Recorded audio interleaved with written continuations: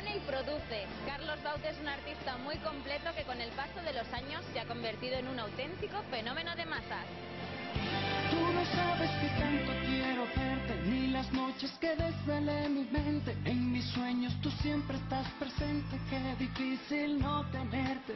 Bueno, Carlos, no sacabas disco desde el 2005. ¿Se puede decir que es tu álbum más trabajado?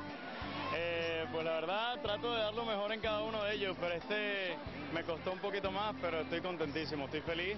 Tuve la suerte no solamente de componerlo, sino también hacer la preproducción, arreglar, igual que siempre, pero en este caso coproducir, que tenía tiempo, tenía muchos años que no coproducía un disco.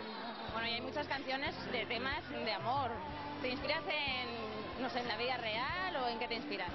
Mira, muchos son biográficos y luego hay temas sociales que siempre me han llamado y con ganas de hablar sobre esto, como por ejemplo ¿Dónde está el amor que no duele?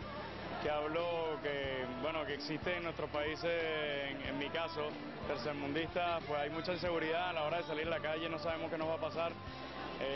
Pareciera que la vida costara menos que aquí, valiera menos que aquí.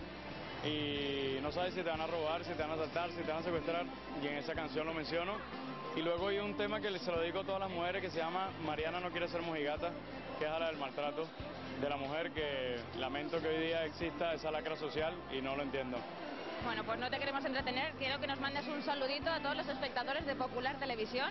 A toda mi gente de Popular Televisión, soy Carlos Baute, que les quiero muchísimo y gracias por apoyarme, gracias por estar aquí esta tarde. ¡Un saludo!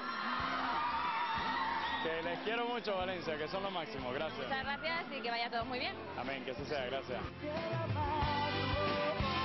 no sabes que tanto yo deseo tu cuerpo, tú no sabes que tanto